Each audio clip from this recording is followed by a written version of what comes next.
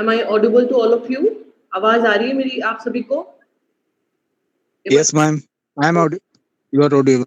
Okay, thank you Vipin. सभी को आ रही है ना? ठीक है, तो कल की क्लास में हमने इंट्रोडक्शन लिया था, थोड़ा सा ही ना, ज्यादा हमने लिया। मैंने आपको बताया है कि एविडेंस एक्ट जो है थोड़ा सा ट्रिकी रहेगा, ठीक है, थोड़ा सा ट्रिकी एक्ट है, तो हम उसको धीरे धीरे उसको समझेंगे और फिर एकदम से फ्लो में आएंगे हमारे सिलेबस को कंप्लीट करने में। तो यहाँ से मैं स्क्रीन शेयर कर रही हूँ आप सभी को। एक बार बताइए आप सभी को स्क्रीन विजिबल है? एक बार स्क्रीन देखिए।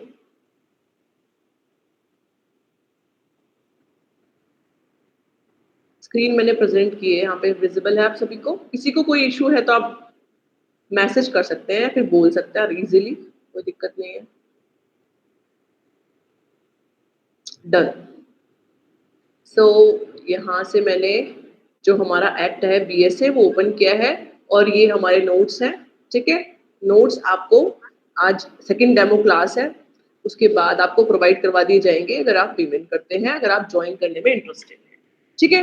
तो देखिए कल हमने इंट्रोडक्टरी पार्ट कवर किया था और आज हम सेक्शन 1 से स्टार्ट करने वाले हैं, ठीक है। बीच में और भी छोटे मोटे कंसेप्ट्स आएंगे, उनको भी हम डील कर देंगे।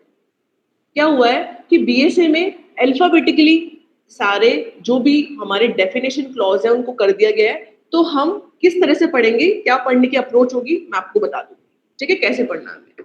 सो देखिए, फर्स्ट आपको पता होना चाहिए ये चीज कि जो हमारा फर्स्ट सेक्शन होता है वो हमेशा डील करता है किससे? Short title, application and commencement से। तो हम उसको देखते हैं एक बार कि क्या किस किस पे ये अप्लाई होता है, कहाँ पे अप्लाई होता है, ठीक है। देखिए बीएसए, ठीक है, भारतीय साक्षर अधिनियम। इसमें देखिए यहाँ पे हम सेक्शन 1 समझ रहे हैं, इजी है सेक्शन 1, पर सेक्शन 1 में आपको एक चीज समझनी होगी कि ये किस पे अप्लाई होता है। सिंपल है कि इसको भारतीय साक्षर अधिनियम बोलते हैं। हमने एप्लीकेबिलिटी सब देख लिया है, कल होल ऑफ इंडिया पे अप्लाई होता है, कल हमने डिस्कस कर लिया ये चीज, है ना, वापस से रिपीट करने की कोई सेंस नहीं है, ठीक है। अब यहाँ पे हमें देखना है कि ये किस किस पे अप्लाई होता है, ठीक है। तो ये सबसे पहले होता है जुडिशियल प्रोसीडिंग्स पे। जुडिशियल प्रोसीडिंग तो बताएगा जुडिशियल प्रोसीडिंग क्या होती है? जुडिशियल प्रोसीडिंग्स क्या होती है? जुडिशियल प्रोसीडिंग्स क्या होती है? सिंपल, जज के सामने जो भी कोर्ट में चलने वाली प्रोसीडिंग्स होगी वो जुडिशियल प्रोसीडिंग्स होगी। पुलिस ऑफिसर के सामने चलने वाली प्रोसीडिंग जुडिशियल प्रोसीडिंग नहीं होती है, ठीक है। तो जुडिशियल प्रोसीडिंग क्या है? जो जज के सामने जो हमारा जो केस चलता है, प्लीज अपने माइक म्यूट रखिए प्लीज, रिक्वेस्ट है। एक सेकंड।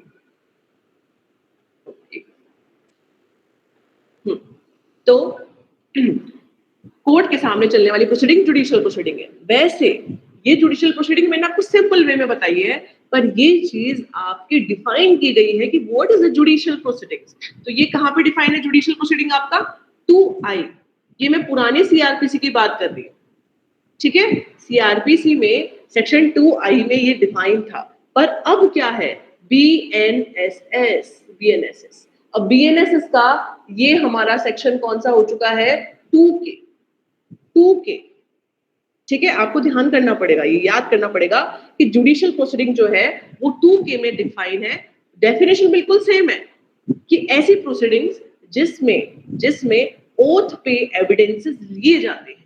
जहां ऐसी प्रोसीडिंग मैंने आपको बताया कि कोर्ट के सामने अगर आपका ट्रायल चल रहा है, ठीक है, उस टाइम पीरियड को हम बोलते हैं जुडिशियल प्रोसीडिंग, जहां पे ओथ पे एविडेंसेस लिए जाते हैं।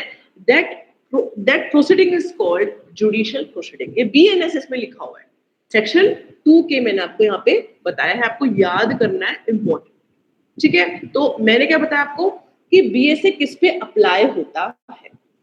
फर्स्ट हो गया हमारा जुडिशियल प्रोसीडिंग पे अप्लाई होता है। इसके अलावा क्या? कोर्ट मार्शल पे। कोर्ट मार्शल क्या होता है? आर्म्ड फोर्सेस होते हैं ना, आर्म्ड फोर्सेस के एक्ट्स होते हैं, क्या उन पे भी बीएसए अप्लाई होता है? इस बात को बिल्कुल ध्यान से समझना, मेरी बात को। जब भी आप कॉन्स्टिट्यूशन पढ़ेंगे, आईपीसी पढ़ेंगे, सीआरपीसी पढ़ेंगे, सीपीसी पढ़ेंगे और भी एक्ट्स पढ़ेंगे, वहां पे एक आर्म्ड फोर्सेस के लिए आर्मी, नेवी, ठीक है, आर्मी, नेवी और एयरफोर्स, इन तीनों के लिए एक अलग सेपरेट प्रोसीजर होता है। तो कभी कभी जब भी आप अपने मेजर लॉज को पढ़ेंगे तो उसमें एक एक्सेप्शन डाला होता है कि this provision is not applied on the armed force. देख रहे हैं, बहुत सारी जगह पे आप ऐसा पढ़ेंगे। जब आप, अगर आपने पढ़ा भी होगा, आर्म्ड फोर्सेस पे कुछ कुछ लॉज हमारी अप्लाई नहीं होती। आर्म्ड फोर्सेस के अगेंस्ट में आपको, अगर आपको जाना होता है तो आपको पहले सेंट्रल गवर्नमेंट से परमिशन लेनी पड़ती है, ठीक है। तो मेरा कहने का मतलब क्या है कि ये जो बीएसए है वो कोर्ट मार्शल पे भी अप्लाई होता है, पर कुछ कुछ कोर्ट मार्शल पे ही अप्लाई होता है, पूरे कोर्ट मार्शल जो है उन पे अप्लाई नहीं होता है। ये हम देखेंगे अभी कि किस पे अप्लाई होता है, किस पे नहीं होता। तो कोर्ट मार्शल पे भी ये अप्लाई होता है, ठीक है। अब कोर्ट मार्शल पे किस पे अप्लाई नहीं होता, तो ये आर्मी एक्ट जो है स्पेसिफिकली, कोर्ट मार्शल का मतलब मैंने आपको बता दिया है, जो आर्मी, नेवी, इनके जो कोर्ट्स होती है, इनके कोर्ट मार्शल का मतलब होता है कि भाई अगर कोई आर्मी पर्सन है, ठीक है, एयरफोर्स का पर्सन है, नेवी का पर्सन है, उस बंदे ने अगर कोई ऑफेंस, कोई भी मतलब कोई भी ऑफेंस किया है या फिर कुछ भी उसने मतलब उसके अगेंस्ट प्रोसीडिंग चल रही है, मान लीजिए, तो वो कोर्ट मार्शल, उस वो जो बंदा है वो कोर्ट मार्शल से गवर्न होगा, वहां की कोर्ट अलग होगी, ठीक है। तो बीएसए उस पे भी अप्लाई होता है, पर कुछ कुछ चीजों को छोड़ के, जैसे कुछ कुछ प्रोविजंस को छोड़ के अप्लाई नहीं होता, ठीक है। थर्ड पॉइंट देखते हैं पहले हम एक बार इसको, थर्ड में बता दिया है यहाँ पे, अच्छा, थर्ड में बता दिया है यहाँ पे कि ये इन दो पे अप्लाई होता है, ठीक है। ये आपको समझ में आ गया, दो पे अप्लाई होता है। ये किस पे अप्लाई नहीं होता है, किस पे अप्लाई नहीं होता, एक तो ये होता है आर्बिट्रेटर पे, ये आर्बिट्रेटर पे अप्लाई नहीं होता। कोई मुझे बताएगा आर्बिट्रेटर कौन होता है, बताइए प्लीज, आर्बिट्रेटर कौन होता है, पता होगा आप सभी को, कौन होता है arbitrator? Out of this court जाके सेटलमेंट जो करवाते हैं वो आर्बिट्रेटर, मीडिएटर। बिल्कुल, very good. Out of court settlement आपने सुना होगा, भाई कोर्ट में बहुत सारी पेंडेंसी है, ठीक है, केसेस बहुत ज्यादा है, तो हम क्या सोचते हैं कि हम आउट ऑफ कोर्ट सेटलमेंट कर लें। आर्बिट्रेटर, मीडिएशन, कंसिलिएशन, लोक अदालत, लीगल सर्विस अथॉरिटी एक्ट के अकॉर्डिंग परमानेंट लोक अदालत, बहुत सारी फोरम्स और अथॉरिटीज होती हैं जिनके थ्रू हम बाहर ही जाकर सुलह कर लेते हैं। सुलह मतलब कॉम्प्रोमाइज कर लेते हैं हमारे केस को। कोर्ट में, भाई कोर्ट में 10-20 साल लगेंगे, हम क्या करेंगे कि आर्बिट्रेशन में गए, हमारा केस 1 साल में, 6 महीने में खत्म। तो ये होता है आर्बिट्रेशन। तो आर्बिट्रेटर जो है, आर्बिट्रेटर एक बंदा होता है जिसे हम मध्यस्थ बोलते हैं हिंदी में। वो मध्यस्थ क्या काम करता है कि आपके बीच में सुलह करवाता है, कॉम्प्रोमाइज करवाता है। तो वो जो आर्बिट्रेटर है उस पे भी, उस प्रोसीडिंग पे जब वो आर्बिट्रेटर प्रोसीडिंग चला रहा है कोर्ट के बाहर, उस पे बीएसए मतलब भारतीय साक्ष्य अधिनियम अप्लाई नहीं होगा। डन है, आर्बिट्रेटर पे अप्लाई नहीं होगा, ठीक है। तो मैं यहाँ पे एक बड़ा क्रॉस कर रही हूँ, यहाँ पे देखिए आर्बिट्रेटर पे अप्लाई।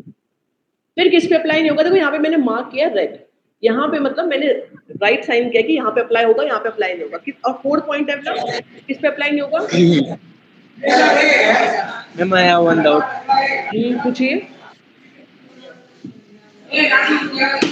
पूछिए, डाउट है किसी को तो पूछ सकते हैं आप, पर प्लीज है ना, चेक मत कीजिएगा कि मैम को आता है या नहीं आता। जो हम पढ़ रहे हैं ना उसी के रिगार्डिंग पूछ लीजिएगा, ठीक है, अननेसेसरी नहीं। कुछ स्टूडेंट्स क्या करते हैं, चेक करते हैं कि मैम को आता है नहीं आता। तो भाई हम पढ़ा रहे हैं, इसका मतलब सेंस आपको समझ में आना चाहिए कि हमको आता है तभी पढ़ा रहे हैं, ऐसे हर कोई नहीं पढ़ा सकता, है ना, ठीक है। तो यहाँ पे फोर्थ पॉइंट हम डिस्कस कर रहे हैं आर्बिट्रेटर, और लास्ट में एफिडेविट। ये थोड़ा सा आपको,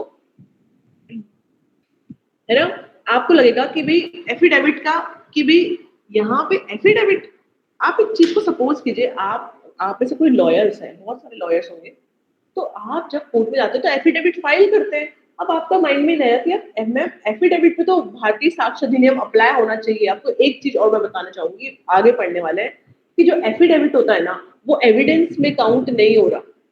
affidavit is not evidence, court में अलाउड ही नहीं है एफिडेविट, तो आप बोलोगे मैम एफिडेविट तो हम बहुत फाइल करते हैं कोर्ट में, फिर एफिडेविट में क्यों अप्लाई नहीं हो रहा?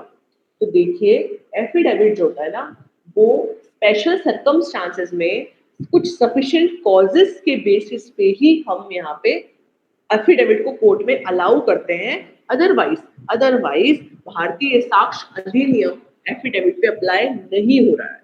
इस चीज को आपको ध्यान रखना है, ठीक है? तो यहाँ पे आपको क्वेश्चन रहा है कि मैम कोर्ट में तो अलाउ होता है, तो वो कोर्ट खुद अलाउ करता है, सफिशिएंट कॉजेस पे अलाउड होता है। इसके अलावा अगर कहीं पे स्पेसिफिकली लिखा हुआ है कि एफिडेविट एज एविडेंस अलाउड हो जाएगा, तो वो चीज तो भाई अप्लाई होगी ना, उसके अदर देन अप्लाई नहीं होता। जैसा कि सीपीसी का ऑर्डर 18 है, सॉरी ऑर्डर 19 है, वो एफिडेविट से डील करता है। सीपीसी का ऑर्डर 19 जो है वो एफिडेविट से डील करता है। वहां पे अगर कोर्ट आपको डायरेक्ट करता है कि भाई आप एफिडेविट फाइल कीजिए, या फिर सीपीसी में कहीं लिखा हुआ है, क्या लिखा हुआ है कि भाई एफिडेविट को हम एज एविडेंस अलाउ करेंगे, देन इन दैट केस आपको एफिडेविट कोर्ट में अलाउ है एज अ एविडेंस। उस केस में बीएसए वहां पे अप्लाई हो जाएगा, अदरवाइज बीएसए जो है साक्ष्य अधिनियम जो है वो एफिडेविट पे अप्लाई नहीं हो। ये बिल्कुल आपको ध्यान रखना है। इसके अलावा सीआरपीसी की भी सेक्शन है जो कि अब बीएनएसएस हो चुका है, तो वो भी हम देख लेते हैं। तो मैंने आपको समझाया कि भी दो चीजों पे अप्लाई हो रहा है और दो चीजों पे अप्लाई नहीं हो रहा। अभी हम एज अ बिगिनर चीजों को समझ रहे हैं, तो मैं थोड़ा सा डीप में स्लोली आपको धीरे धीरे चीजों को समझा रही हूँ। धीरे धीरे आपको जब समझ में आने लगेगा तो हम एक बार फ्लो पकड़ लेंगे, है ना? अभी आप ऐसा मत सोचिएगा कि मैम कितना डीप में आप पढ़ा रहे हो, कितना टाइम लगा रहे हो। एक बार सारे सब टाइप के स्टूडेंट्स हैं यहाँ पे, तो हम उनके अकॉर्डिंग चलेंगे, सबके अकॉर्डिंग चलेंगे, ठीक है? तो हमने देखा यहाँ पे ये हमारा सेक्शन फर्स्ट है, जो इसको हम पढ़ लेते हैं एक बार कि दिस इज अ भारतीय साक्ष्य अधिनियम। This extends to whole of India and apply to all judicial proceeding including court martial। Court martial पे भी अप्लाई, ठीक है? अच्छा, मैं चाहती हूँ कि आप में से कोई स्टूडेंट्स पढ़ना चाहेगा इसको, क्योंकि क्या मैं बोलूंगी ना तो आप लोग बोर हो जाएंगे। कोई स्टूडेंट पढ़ेगा इसको, क्योंकि मैं पढ़ा चुकी हूँ आपको ऑलरेडी। इंटरेस्टेड है कोई पढ़ने में? इसको पढ़ना है सिर्फ आपको, कोई भी पढ़ सकता है। चलो प्रिया पढ़ना चाहेगी, प्रिया पढ़ो। This is Bharatiya Sakshi Adhiniyam. This extends to whole of India and applied to all judicial proceeding, including court martial, except affidavit presented to any court or officers proceeding before any arbitrator. ठीक है? और judicial proceeding 2K BNSS defined under 2K BNSS. तो मैंने आपको बता दिया court martial पे apply हो रहा है, जुडिशियल प्रोसीडिंग पे अप्लाई हो रहा है, जुडिशियल प्रोसीडिंग 2K BNSS में लिखी, ठीक है? और एफिडेविट हो गया। हाँ बोलिए मैम। जैसे अपने ना इंडियन एविडेंस एक्ट का सेक्शन 1 देखते हैं अपन, तो उसमें भी कोर्ट मार्शल तो इंक्लूड हो रहा है, बट उसमें एक ब्रैकेट में करके other than court martial convened under army act, 2-3 act लिखे हुए हैं। तो वो चीज अपने साक्ष्य अधिनियम में नहीं लिखी हुई, तो इट मींस पूरा ही कोर्ट मार्शल पे अप्लाई हो रहा है साक्ष्य अधिनियम? बिल्कुल पूरा साक्ष्य पे अप्लाई हो रहा है। एक बार अपन और चेक कर लेते हैं। यहाँ पे देखो इसमें मेंशन नहीं है वो चीज, पहले वाले में आर्मी एक्ट, नेवी एक्ट, है ना? इंडियन नेवी इसको अदर देन कर रखा था, उसको अदर देन कर रखा था। तो ये हमारा सबसे पहला चेंज यहाँ पे किया गया है, ठीक है? ये मैं आपको बताने वाली थी। यहाँ पे हम तभी मैंने यहाँ पे बेयर एक्ट भी ओपन कर रखा है, क्योंकि हम कंपैरिजन भी कर लेंगे यहाँ पे, ठीक है प्रिया? ये अच्छा पॉइंट आपने नोट किया है। Yes ma'am. हाँ ठीक है। तो मेरे को जहां पे मुझे लगेगा ना कि मैं आपको बेयर एक्ट से पढ़ाऊं, तो वहां पे मैं बेयर एक्ट भी रेफर कर लूंगा, तो आप बेयर एक्ट भी रीड कीजिएगा, क्योंकि bare act reading is very very important, ठीक है? डन। फिर आगे देखते हैं। फिर देखिए इस केस को भी पढ़ना एक बार प्रिया। सुधा Devi versus रामपी Narayan. Under Section 1 Bharatiya Sakshi Adhiniyam, statements in an affidavit are not evidence, but they can be used under Order 19 of the CPC, Section 331 of Bharatiya Nagrik Suraksha Sanhita, which is affidavit in proof of conduct of public servant, Section 2, which is mentioned under 295 of CRPC, and Section 332 of Bharatiya Nagrik Suraksha Samhita, evidence on formal character on affidavit, which is mentioned under 296 of CRPC. Done. तो ये मैंने आपको बताया, मैंने आपको इसका example दिया था, है ना। और बीएनएस का सेक्शन 331 है और बीएनएस का नेक्स्ट सेक्शन है 332। तो ये जनरली मैंने आपको क्या बताया कि affidavit is not an evidence. बिल्कुल क्लियर रखना अपने माइंड में, इंटरव्यू का क्वेश्चन बनता है, ये पूछा गया है लास्ट टाइम कि एफिडेविट जो है क्या वो एविडेंस है। आपका आंसर होगा नहीं, बिल्कुल नहीं। But in some circumstances by the case of Sudha Devi versus Ram P Narayan, देखो जो केसेस हमारे नोट्स में है उनको रट लेना, एग्जाम में बहुत हेल्पफुल रहेगा, स्पेशली मेंस में बहुत यूजफुल रहेंगे आपके लिए, ठीक है। तो यहाँ पे ये दो और ये तीन एक्सेप्शंस आप मान लीजिए यहाँ पे कि इन केसेस में कोर्ट अलाउ कर देती है सफिशिएंट कॉजेस के बेसिस पे। वैसे बहुत सारे केस हैं और भी केसेस हैं, है ना, पर हम उनको इंक्लूड नहीं कर रहे। क्यों नहीं कर रहे? क्योंकि एक केस काफी है यहाँ पे, है ना, सफिशिएंट है, ठीक है। तो डाउट है तो पूछिए फटाफट, क्योंकि इतना ज्यादा हमने कुछ करा नहीं है। डाउट है किसी को?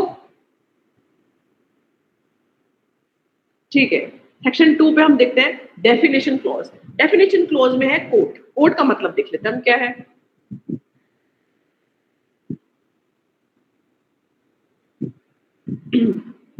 ठीक है, तो हम सेक्शन 2 पे आ चुके हैं। सेक्शन 2 है हमारा कोर्ट। कोर्ट का मतलब यहाँ पे 3 पैरास में डिफाइंड है। जज कौन है? जज में शॉर्ट फॉर्म यूज करूंगी। दूसरा मैजिस्ट्रेट, और तीसरा any person who is legally authorised to take the evidence. जो भी पर्सन ऑथराइज्ड है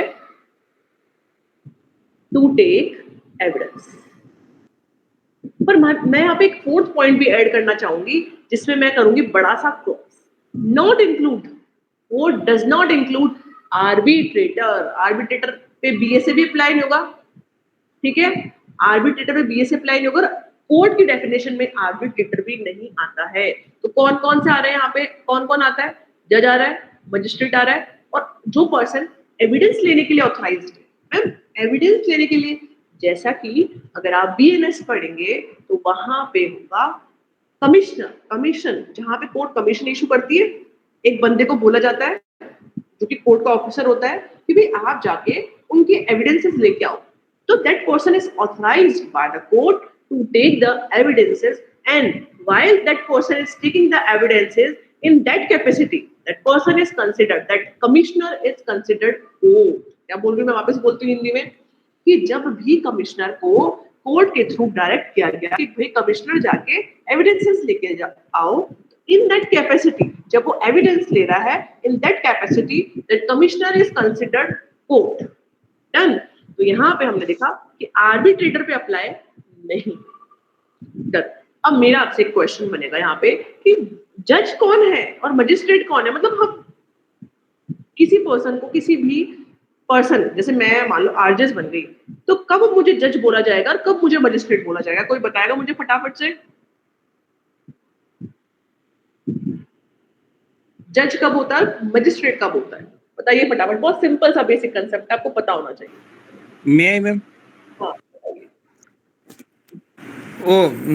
जब यानी वो मजिस्ट्रेट को दंडात्मक बोलते हैं, तो जो जिसके पास पनिशमेंट का पावर होता है उसको मजिस्ट्रेट बोलते हैं, और जो सिविल मैटर्स एडजुडिकेट करते हैं उनको जज बोलते हैं। बिल्कुल, वेरी गुड, है ना।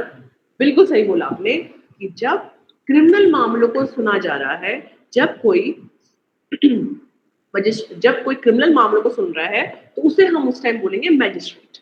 और जब वो सिविल मामले के सुन रहा है, सिविल केसेस को, ठीक है, तो वो हो जाएंगे जज। ठीक है, सिविल केसेस में जज, क्रिमिनल में मैजिस्ट्रेट। ठीक है, तो हम बोलते हैं ना कि सिविल जज और जुडिशियल मजिस्ट्रेट। जुडिशियल मजिस्ट्रेट आप बीएनएस में पढ़ेंगे, और जब आप सीपीसी पढ़ते हैं तो वहां पे लिखा होता है सिविल जज जूनियर डिवीजन, सिविल जज सीनियर डिवीजन। ठीक है, तो ये बहुत सिंपल सा डिफरेंस है, इंपॉर्टेंट है, आप लोगों को पता होना चाहिए। एग्जाम में नहीं पूछेंगे पर इंटरव्यू में पूछ सकते हैं, पर इतना बेसिक कोई नहीं पूछेगा, है ना। बहुत बेसिक चीज आपको पता होना चाहिए। ठीक है, तो ये हमने कोर्ट की डेफिनेशन देखी। चलो हम देखते हैं फिर से बीएसए के नोट्स में हमने क्या लिखा है।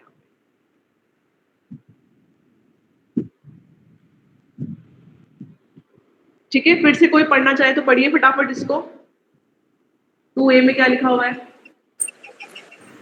all judges, all magistrates, all persons who is legally authorized to take evidence. Done. Except. Ma'am I have a question. हाँ यहाँ पे मेंशन कर रखे ऑल जजेज ऑल मजिस्ट्रेट्स। हाँ according to section 19 of the IPC, वहाँ पे जजेज को भी मतलब इंटरप्रेट करने पे बहुत सारे वहाँ पे मीनिंग आए कि जजेज कौन कौन हो सकते हैं। Done done. और पॉइंट नंबर 2 ऑल मजिस्ट्रेट्स, तो क्या मजिस्ट्रेट यहाँ पे जुडिशियल प्रोसीडिंग के ही मजिस्ट्रेट को यहाँ इंक्लूड किया जाएगा या एग्जीक्यूटिव मजिस्ट्रेट है या अदर देन और भी मजिस्ट्रेट है वो भी यहाँ इंक्लूड होंगे? देखो यहाँ पे मेरी बात समझना, यहाँ पे ऑल मजिस्ट्रेट लिखा हुआ है ना, तो एग्जीक्यूटिव मजिस्ट्रेट, ऑल मजिस्ट्रेट का मतलब जुडिशियल मजिस्ट्रेट लिखा हुआ था, हम जुडिशियल मजिस्ट्रेट मानते। जब मजिस्ट्रेट ऑल लगा दिया तो यहाँ पे एग्जीक्यूटिव मजिस्ट्रेट भी अपन मान सकते हैं। आपको पता है कि पावर कन्वे हो जाती है, पीएम की पावर जेएम को कन्वे हो रही है ना। स्पेसिफिकली मेंशन है ऑल जजेस, all magistrate, Districts. All person हाँ। हु इज, मतलब ऑल पर्सन के बाद आप कॉमा लगाइए, who is legally authorised to take evidence. ठीक है, तो कोई भी इंसान जिसे एविडेंस लेने के लिए ऑथराइज किया गया है, मैंने एक्सेप्ट कमिश्नर का एग्जांपल, और यहाँ पे मैंने पारुल, यहाँ पे मैंने कमिश्नर का एग्जांपल आपको दिया था। ये यहाँ पे कमिश्नर का एग्जांपल मैंने दिया। ठीक है, क्लियर हुआ डाउट? यहाँ पे सही yes ma'am, doubt yes ma'am. अच्छा है, अच्छा डाउट है कि ईएम होगा, बिल्कुल एग्जीक्यूटिव मजिस्ट्रेट है, ऑल जजेस। ठीक है, फिर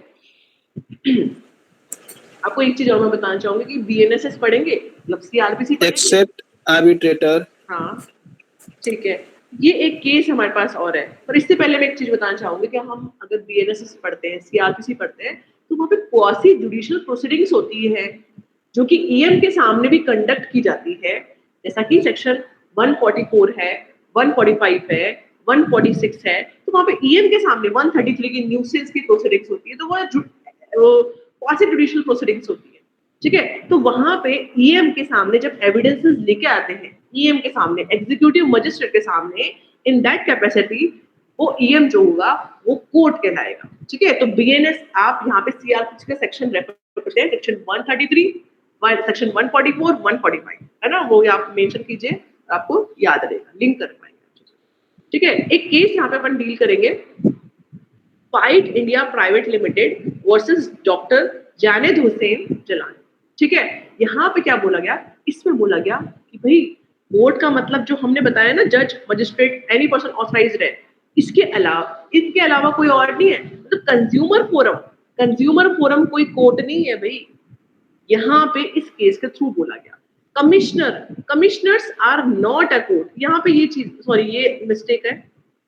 ठीक है, कमिश्नर कोर्ट होगा, तो कंज्यूमर फोरम जो है वो यहाँ पे कोर्ट नहीं हो, ये ध्यान रखना है आपको। ये इसी का केस है, fight India private limited versus doctor Janed Hussain Jalani. जो भी मिस्टेक्स होगी नोट्स में, कि अपडेटेड हमने अभी रिसेंटली बनाया है नोट्स, है ना, अभी नहीं, तो कोई भी मिस्टेक होगी हम उसको डिलीट कर देंगे। ठीक है, तो यहाँ पे कंज्यूमर फोरम के लिए कोर्ट नहीं होता कंज्यूमर। ठीक है, फिर यहाँ पे एक पॉइंट और है, this definition applies only to evidence not to CrPC. मतलब बीएनएस पे ये कोर्ट की डेफिनेशन अप्लाई नहीं होगी, क्योंकि वहां पे भी कोर्ट के बारे में बता रखा कि वहां पे कोर्ट क्या हो। आपको सिर्फ बीएसए के लिए यहाँ पे कोर्ट की डेफिनेशन दे रखी है। आपका मेंस का क्वेश्चन अगर बनता है कि what is a court under BSA, तो आपको ये डेफिनेशन मेंशन करनी है। अगर क्वेश्चन आता है कि what do you mean by the court under BNSS, तो वहां पे आपको बीएनएसएस वाली कोर्ट की डेफिनेशन मेंशन करनी है। ठीक है, तो आपको ये चीज समझ में आई हो। डाउट है पूछ सकते हैं, अगर अदरवाइज हम आगे चलते हैं। तो यहाँ पे एक पॉइंट अपन देख रहे हैं, कंक्लूसिव प्रूफ।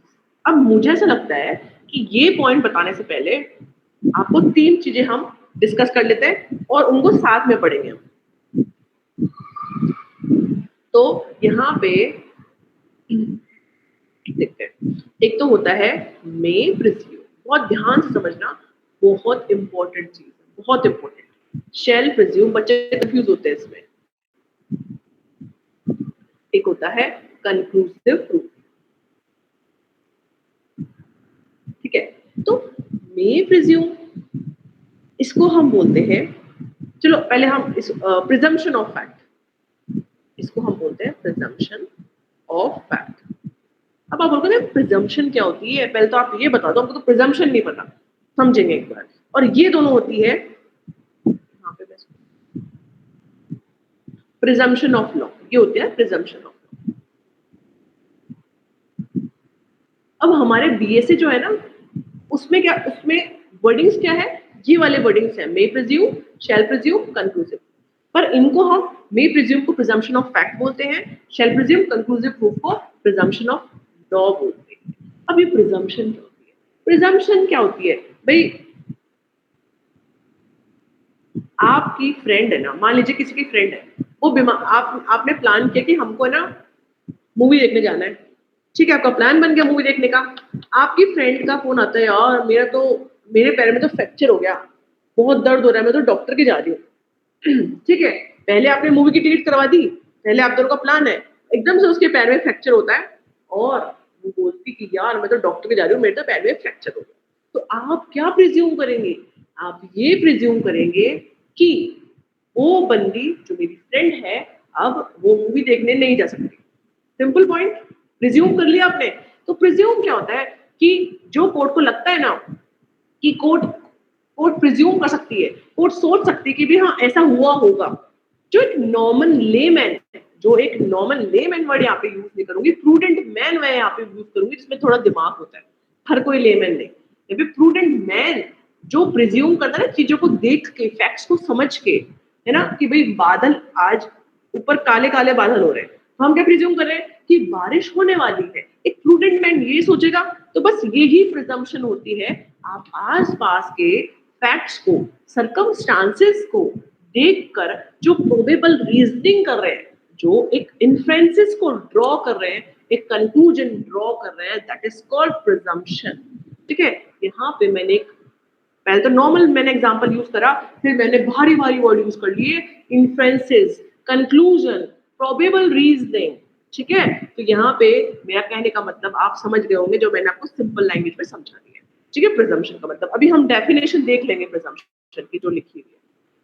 ठीक है, तो मे प्रिज्यूम क्या होता है, प्रिजम्पशन ऑफ फैक्ट। मतलब सिंपल सा कि कोर्ट के सामने कोई एविडेंस आता है, मान लीजिए प्रिया ने कोई एविडेंस कोर्ट के सामने दिया, डन। अब कोर्ट जो है ना उस एविडेंस को देख रही है, कोर्ट देख रही है कि तो प्रिजम्पशन ऑफ फैक्ट है, मतलब एक सेकेंड,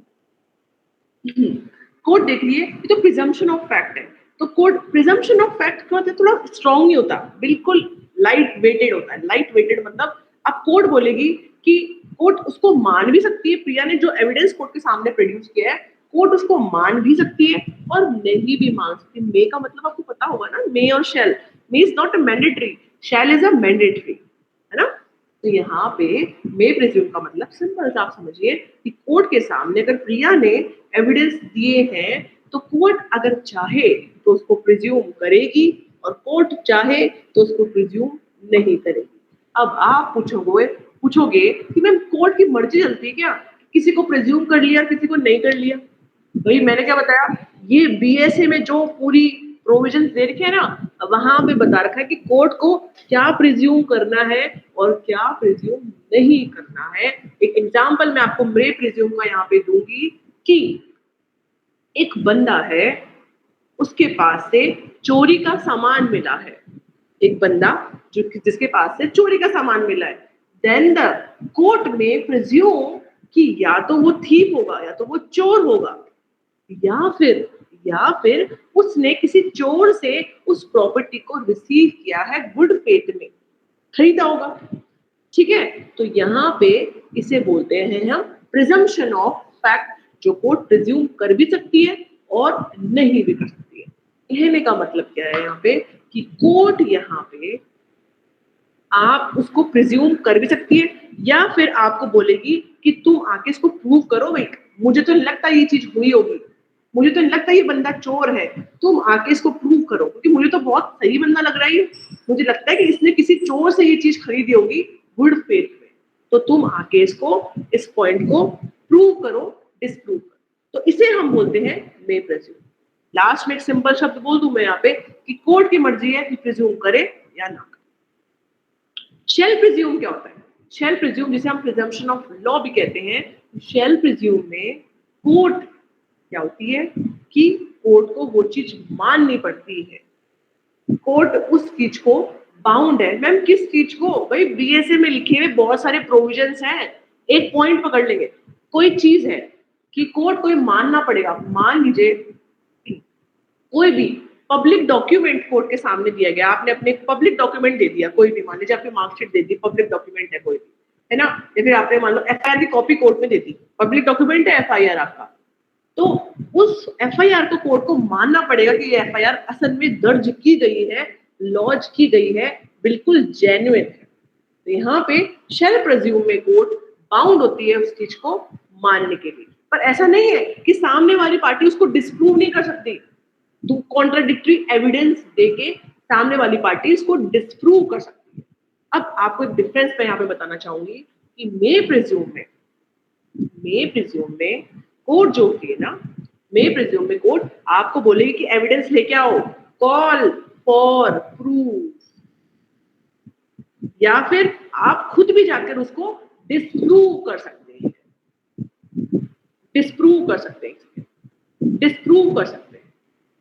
ठीक है। तो ये अपना मे प्रिज्यूम का कंसेप्ट रहता है। पर शेल प्रिज्यूम में क्या है? शेल प्रिज्यूम में कोर्ट ऐसा नहीं बोलेगी एविडेंस लेके आओ, कोर्ट को मानना पड़ेगा, पर आप जाके खुद की मर्जी से उसको डिस्प्रूव कर सकते हैं, ठीक है, आप डिस्प्रूव कर सकते हैं। कोर्ट को तो मानना पड़ेगा। पर कंक्लूसिव प्रूफ क्या है? कंक्लूसिव प्रूफ में तो ना तो कोर्ट कोई एविडेंस मंगा सकती है, ना ही कोर्ट उसको डिस्प्रूव करने के लिए अलाउ कर सकती है। मतलब कोई पार्टी का एविडेंस देना भी चाहे ना तो बोलेगी भाई जाओ।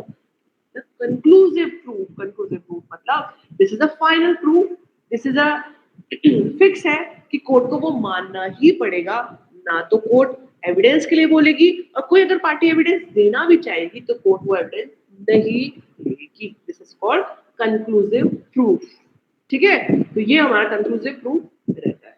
इसका भी एग्जांपल देखते हैं। इसका एग्जांपल छोड़ो एक बार, है ना, इसका एग्जांपल वेरी फिक्स है। इसका एग्जांपल कि जब हम सेक्शन 41 एविडेंस एक्ट का है, सेक्शन 112 एविडेंस एक्ट का है, 113 एविडेंस एक्ट का है, बीएसए की भी देख लेते हैं एग्जैक्ट बिल्कुल कंक्लूसिव प्रूफ वाले सेक्शंस कौन से चेंज हुए हैं, है ना। तो ये मैंने आपको 3 बातें समझाई, एक बार मैं यहाँ पे लिख भी देती हूँ कि ना तो डिस्प्रूव करना अलाउड होता है आपको, और न ही कोर्ट कॉल करके कॉल फॉर प्रूफ भी नहीं करती, ठीक है। तो एक बार पढ़ते हैं, उसके बाद समझ में नहीं आए तो आप पूछ सकते हैं। तो एक बार ठीक है, यहाँ पे ना सबसे पहले हम मे प्रिज्यूम देखेंगे। तो मे प्रिज्यूम में ना आपका, एक सेकेंड, मे प्रिज्यूम आपका लिखा हुआ है सेक्शन 2H में, है ना, 2H में। देखिए यहाँ पे एक बार मैं आपको दिखाना चाहूंगी। यहाँ पे हमने देखो यहाँ पे ना कोर्ट वाली डेफिनेशन कर ली है, इसके बाद कंक्लूसिव प्रूफ आया। तो मैंने क्या सोचा कि आपको may presume, shall presume, conclusive proof तीनों एक साथ समझाऊंगी मैं, ठीक है। तो यहाँ पे 2H में आपका मे प्रिज्यूम,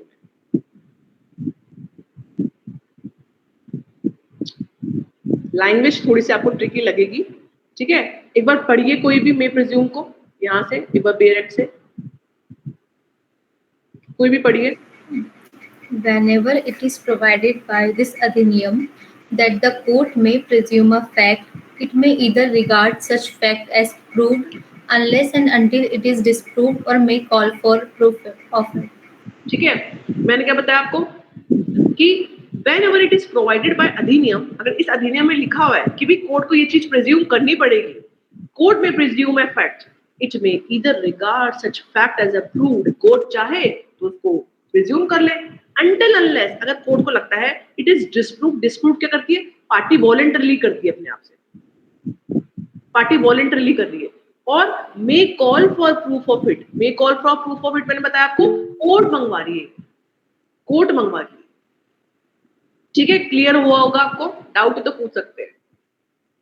अब है हमारा may presume then shall presume, 2L is a shall presume, ठीक है। तो शेल प्रिज्यूम देखो, इसको पढ़ना एक बार, ये वाला पॉइंट पढ़ो।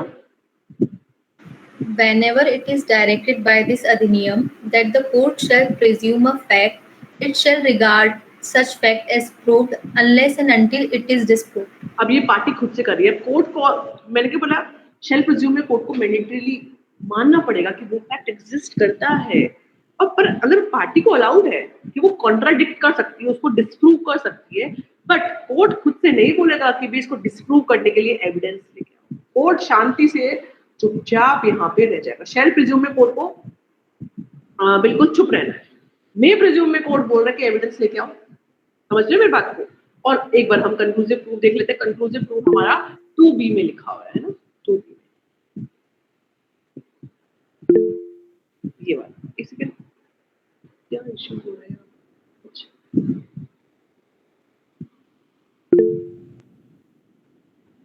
The raise hand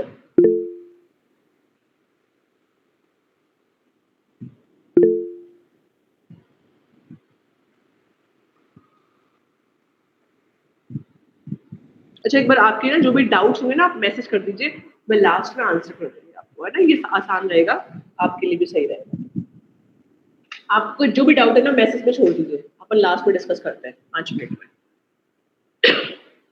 में। तो कंक्लूसिव प्रूफ को भी पढ़िए एक बार।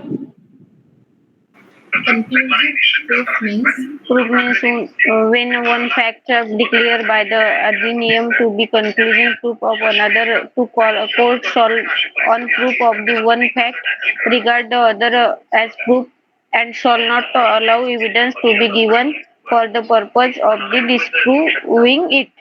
ठीक है, तो मतलब यहाँ पे कोर्ट ना तो आपको डिस्प्रूव करने के लिए अलाउ करेगी, ठीक है, तो क्या हो रखा है, when one fact is declared by this अधिनियम to be conclusive proof of another, ठीक, एक फैक्ट को दूसरे फैक्ट का अगर कंक्लूसिव प्रूफ अपन ने डिक्लेयर कर दिया है, तो कोर्ट जो है एक फैक्ट के प्रूव होने पे दूसरे फैक्ट को क्या करेगी, मान लेगी कि ये असल में है। अब कोर्ट ना तो एविडेंस मंगाएगी और ना ही पार्टी को वॉलंटरली डिस्प्रूव करने के लिए बोलेगी, ठीक है। पार्टी डिस्प्रूव नहीं कर सकती, कोर्ट को मानना पड़ेगा, कोर्ट बाध्य है, कोर्ट बाउंड है उस चीज को मानने। डन है, तो ये हमारा कंक्लूसिव प्रूफ हुआ। इसको मैं और अच्छे से आपको ना ये चीजें जो टर्म्स होते हैं ना, इसको मैं एक बार आपको ना जब हम सेक्शन पढ़ेंगे आगे वाले तो उनमें आपको और डिस्कस कर लेंगे, है ना। तो कि 18 सेक्शन है ओनली एविडेंस एक्ट में सिर्फ कंक्लूसिव प्रूफ के, तो वो फर्स्ट टाइम और लिंक कर लेंगे, ठीक है। एक बार हम डायरेक्ट यहाँ से नोट्स में भी देखते हैं, नोट्स में हमारे एक्स्ट्रा पॉइंट्स हैं, ठीक है। तो नोट्स में देखते हैं हम क्या क्या एक्स्ट्रा पॉइंट है। ये हमने पढ़ लिया, ये पॉइंट हमने पूरा देख लिया। Now shall not allow evidence for disproving it, conclusive proof पढ़ रहे हैं यहाँ पे, है ना, 2B में।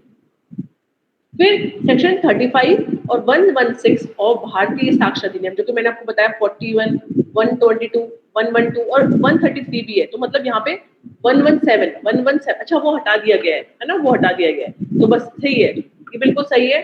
35 और 116 आपको याद करने हैं, भारतीय साक्ष्य अधिनियम ना, ये आपके कंक्लूसिव प्रूफ के सेक्शंस हैं, रट लेना इनको अच्छे से, 2 ही सेक्शन है, 35 और 116। फिर इसको मैंने क्या बताया था आपको, इसको प्रिजम्पशन ऑफ लॉ भी बोलते हैं, पर कौन सी प्रिजम्पशन ऑफ बोलते हैं, इररिबटेबल प्रिजम्पशन ऑफ लॉ। ये भी एक बार हम देख लेते हैं ये कंसेप्ट को, इररिबटेबल क्या है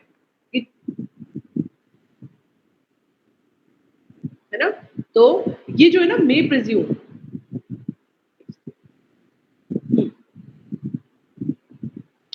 ये मे प्रिज्यूम जो होता है ना आपकी, ये रिबटेबल प्रिजम्पशन ऑफ लॉ है, rebuttable presumption of law, sorry presumption of fact, presumption of fact. और ये दोनों जो होते हैं ना, ये दोनों ये आपके हैं इररिबटेबल प्रिजम्पशन ऑफ।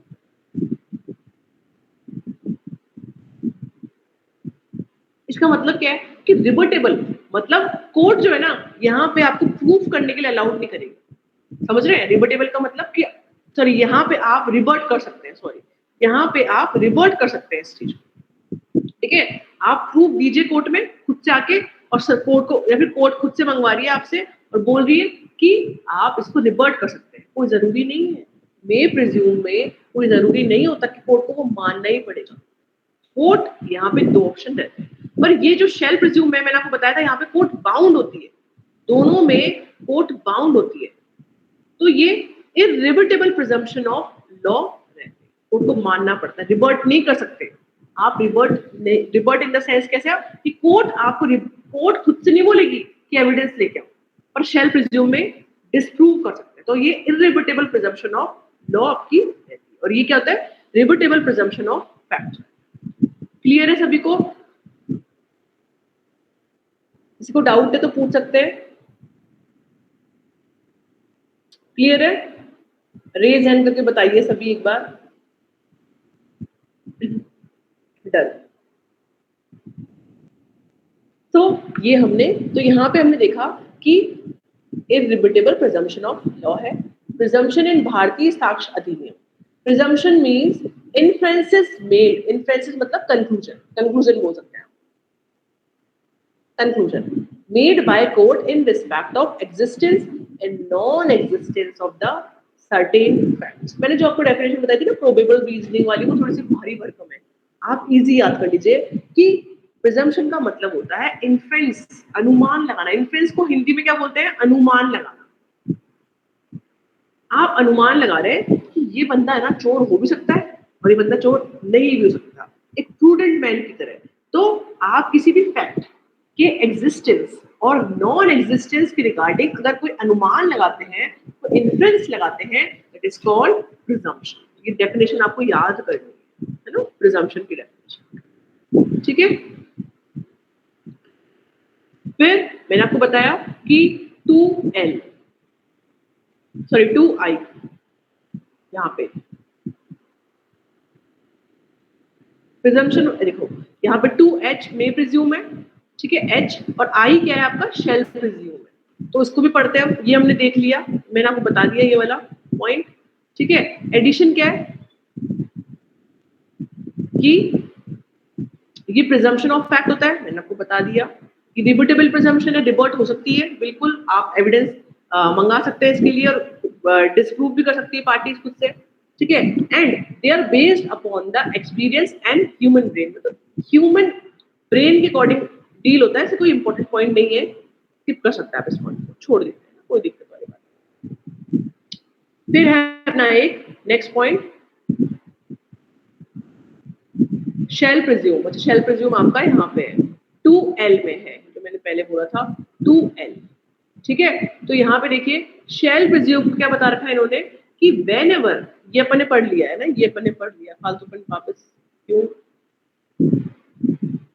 ठीक है, और ये मैंने आपको बताया ये एडिशन में रिवर्टेबल प्रिजम्पशन ऑफ लॉ होती है, इसको रिवर्ट कर सकते हैं, डिस्प्रूव कर सकते हैं। अच्छा, मैंने आपको उस टाइम एक सेकेंड ना, यहाँ पे एक बार अपन करेक्ट करते हैं, यहाँ पे एक बार अपन चीजों को फिर से समराइज करते हैं। मे प्रिज्यूम, शैल प्रिज्यूम आप लिख लीजिएगा, और एक कंक्लूजन।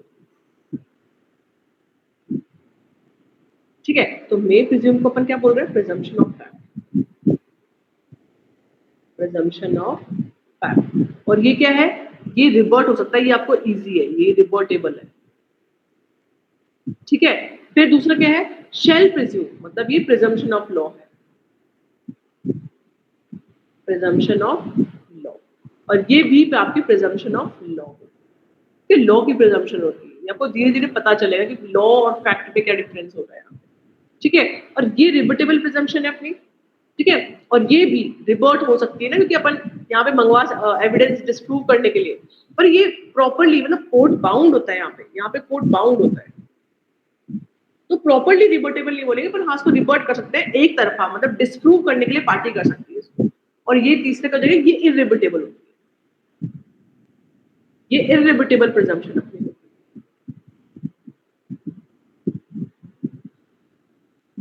ठीक है, ये इररिवर्टेबल प्रिजम्पशन होती है। तो यहाँ पे कोर्ट बाउंड नहीं होता है, यहाँ पे कोर्ट बाउंड नहीं होता है। ठीक है, और यहाँ पे कोर्ट बाउंड होता है। ठीक है, तो नहीं यहाँ पे, हाँ यहाँ पे कोर्ट बाउंड है मानने के लिए, यहाँ पे बाउंड है और यहाँ पे बाउंड नहीं होता, तो आप इसको छोटा सा बना सकते हैं अपने अकॉर्डिंग। ठीक है, तो एक बार चलते हैं फिर से नोट्स में देखते हैं अपने। तो आप हमने आज समझा है प्रिजम्पशन को। प्रिजम्पशन एक बड़ा टॉपिक है अपना, ऐसा कोई छोटा सा टॉपिक नहीं, एक क्वेश्चन पूरा अच्छा सा बनता है। आप ऐसा मान लीजिए 6 मार्क्स का क्वेश्चन बनता है आपका मेंस का, ठीक है। तो आज हमने वो समझा। अब एक बार मैं डाउट्स देख लेती हूँ, आपके डाउट्स क्या है, फिर हम क्लास को कंक्लूड करते हैं। डाउट्स क्या क्या थे कि जुडिशियल प्रोसीडिंग 2M BNSS में है ना, और हमने यहाँ पे क्या लिख रखा है 2K BNSS, ये चेक करना पड़ेगा ना। मैं आपकी बात भी नहीं मान सकती और मेरी बात भी गलत हो सकती है, ये हमको चेक करना पड़ेगा 2K BNSS में, ठीक है। पारुल मैम अगर क्लास में है तो पारुल एक बार चेक कर लेना ये 2, एक बार हम यहीं पे चेक कर लेते हैं ना, BNSS करेक्ट।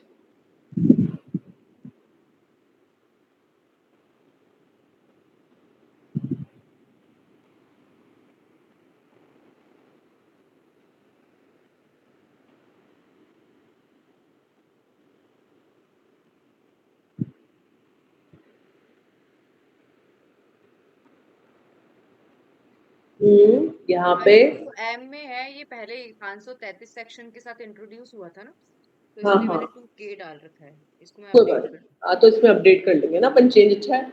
आप लोग अपडेटेड रहते हैं ना, आप लोग बताइए चीजों को, क्योंकि बहुत नए लॉज है, इतने सारे सेक्शन चेंज हुए ना, तो कोई दिक्कत नहीं है ना, हम मिलके सही करेंगे चीजों को। और तो आपको नोट्स बनाने में कितनी मतलब मेहनत लगी है इन नोट्स को, वो आप देख सकते हैं।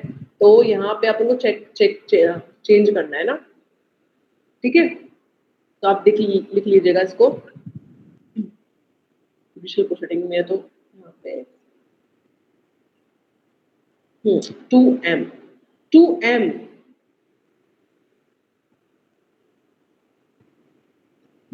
यहाँ पे अपन देख लेंगे है ना, आप सब चेक ये चेंज कर देंगे हम यहाँ पे 2M, ठीक है। फिर यहाँ पे और क्या देख रहे थे हम, एक जो भी डाउट था, फिर सॉरी ठीक है शुभम, थैंक यू। और is rent controller court under PSA, मतलब रेंट कंट्रोल भी क्या कोर्ट होता है, रेंट कंट्रोल है ना। तो रेंट कंट्रोलर कोर्ट नहीं होता, रेंट कंट्रोल में होता है अपना ट्रिब्यूनल, समझ रहे हैं मेरी बात को। रेंट कंट्रोल में क्या होता है, ट्रिब्यूनल होता है वहां पे। तो ट्रिब्यूनल पे ये चीज अप्लाई होती है या नहीं होती, ट्रिब्यूनल पे, ट्रिब्यूनल अगर जज है, मजिस्ट्रेट अप्लाई है, होती है जब हम पढ़ते हैं, शायद हाँ सेक्शन 21 पढ़ते हैं या 19 पढ़ते हैं, तो वहां लिखा हुआ है कि जो प्रोसीडिंग चलेगी रेंट ट्रिब्यूनल और अपीलेंट रेंट ट्रिब्यूनल के सामने, वो जुडिशियल प्रोसीडिंग होगी सेक्शन 193 टू 28 के अकॉर्डिंग। आपको बिल्कुल, याद भी होगा, किसी ने रेंट कंट्रोल एक्ट पढ़ रखा होगा, हाँ उसमें बिल्कुल लिखा हुआ बिल्कुल है वहां पे स्पेसिफिक। लिखा हुआ है, बिल्कुल वो ट्रिब्यूनल है वहां पे। और ट्रिब्यूनल पे अगर उस स्पेसिफिक एक्ट में लिखा हुआ है ना, रेंट कंट्रोल एक्ट हमारा RJS का टॉपिक है और उस पर अप्लाई होगा शुरू, ठीक है। ट्रिब्यूनल पे वहां पे स्पेसिफिकली लिखा हुआ है सेक्शन में, ठीक है। फिर 113B Indian evidence act 113B, अच्छा मुझे ऐसा लगता है कि मे प्रिज्यूम का लिखा हुआ है ना, मे प्रिज्यूम का लिखा हुआ है, ठीक है। मोहम्मद ने यहाँ पे ना 113B इंडियन एविडेंस एक्ट का मे प्रिज्यूम का लिखा हुआ है, तो शेल प्रिज्यूम है नहीं, हाँ नहीं, 113 भी शेल प्रिज्यूम है। प्रिज्यूम का हो गया ना अपना, बाकी सारे शेल प्रिज्यूम है, बस 113A में प्रिज्यूम है, मे प्रिज्यूम सुसाइड होता है वाला है। अबेटमेंट ऑफ सुसाइड वाला है ना। और 113B अपना डॉरी डेथ के रिगार्डिंग हो जाता है, तो वो शेल प्रिज्यूम, ठीक है। फिर रिवोकेबल और इररिवोकेबल प्रिज्म, मैंने पढ़ा, ये रिवोकेबल नहीं बोलेंगे अपन इसको, रिवर्टेबल और इररिवर्टेबल प्रिजम्पशन मैंने आपको बता दी है ना, वो देख लिया आपने, ठीक है। और BNSS में 2M में ही है, BNS इसके 2K इंक्वायरी है, डन और थैंक यू, ठीक है। शुभम ने अपना रिप्लाई कर दिया। कोई क्वेरी है हम लास्ट में यहाँ पे मैसेज में देखेंगे, अगर किसी को भी लगता है ना रिकॉर्डेड लेक्चर चाहिए मैडम, बिल्कुल आपको अवेलेबल करवाएंगे। पर देखिए यहाँ पे आप इस चीज का फायदा नहीं उठाएंगे, आपको क्लास रेगुलर ज्वाइन करनी पड़ेगी, क्योंकि वो सही रहता है ना, आपको डाउट वोट आपको क्लियर हो जाता है और हमको भी इंटरेस्ट रहता है कि भाई स्टूडेंट क्लास में है सारे, ठीक है। वैसे हम रिकॉर्डिंग आपको अवेलेबल करवाएंगे, पर आपको इन्फॉर्म करना पड़ेगा, ठीक है नीलिमा, आपको इन्फॉर्म करना पड़ेगा आपको कि भाई मुझे रिकॉर्डिंग चाहिए, तो हम आपको प्रोवाइड करवा देंगे। 113B is not a conclusive, नहीं कंक्लूसिव नहीं है Mohammed. 113B is not a conclusive. 113B जो इंडियन एविडेंस एक्ट का है वो शेल प्रिज्यूम है, शेल प्रिज्यूम डॉरी डेथ के रिगार्डिंग प्रिजम्पशन है. डन, क्लास को ओवर करते हैं, फिर मैं ठीक है, नेक्स्ट वो भेजती नेक्स्ट क्लास, हाँ ना, नेक्स्ट क्लास का जो लिंक है फारूल मैम आपको सेंड कर दूँ. Okay, thank you so much.